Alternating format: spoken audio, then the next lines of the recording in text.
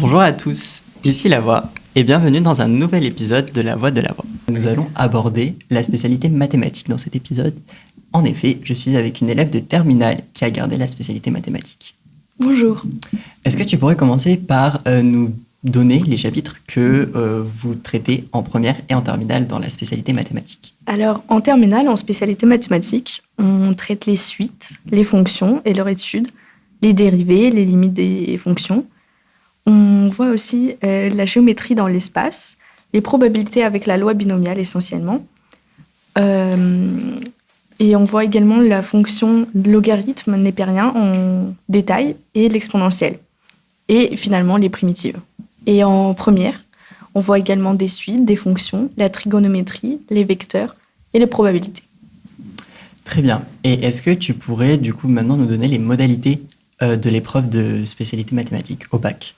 Alors au bac, l'épreuve de spécialité de mathématiques dure 4 heures. On a le droit d'utiliser la calculatrice en mode examen et on a 4 exercices qui portent sur le programme vu de septembre jusqu'en mars en terminale.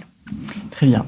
Et donc j'aimerais rebondir sur les chapitres. Donc tu nous as donné des chapitres en terminale et en première qui se ressemblent, parce qu'on fait les suites en première et en terminale, ou les fonctions. Est-ce que tu pourrais nous expliquer pourquoi? Parce que à titre d'exemple, par exemple, dans la spécialité anglais, LLCER, on ne traite pas de documents lors du bac, lors de la synthèse en terminale, sur des documents qui portent sur des chapitres que l'on traite en première. On traite que des sujets qu'on a vus en terminale.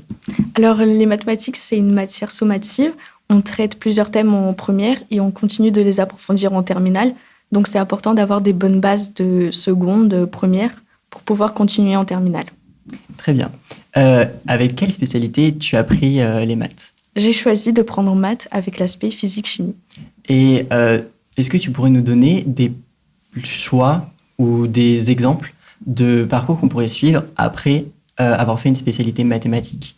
Alors, la spécialité mathématique permet d'accéder à plein de formations. On peut partir en économie, en commerce, on peut partir en prépa scientifique ou faire une licence de maths. Très bien. Et donc, toi, pourquoi tu as pris cette spécialité? Est-ce que tu peux nous parler du parcours que tu envisages? J'ai pris la spécialité mathématique parce que je trouve qu'elle permet de développer de la logique. Elle nous permet de réfléchir mieux et j'ai pris cette spécialité pour pouvoir faire soit une prépa maths physique après ou partir en médecine. Très bien. Et enfin, est-ce que tu pourrais nous donner tes recommandations et tes conseils pour les élèves qui souhaiteraient, par exemple, prendre la spécialité mathématique en première, mais qui ont peur, par exemple, de la charge de travail ou qui se disent qu'ils n'ont pas le niveau requis parce qu'ils galèrent un petit peu quand même en seconde? Est-ce que tu as des choses à leur dire? Alors, je pense qu'il ne faut pas s'inquiéter pour les élèves qui ont des difficultés parce qu'on commence avec les bases en première et ensuite on les approfondit en terminale. On refait beaucoup de fois les mêmes exercices. On a quelques formules à apprendre, mais ce n'est pas beaucoup. La charge de travail reste normale. On fait des exercices, on fait des devoirs maison et on peut comprendre avec des bons professeurs. Et c'est pas très compliqué et les maths, ça peut devenir vraiment amusant.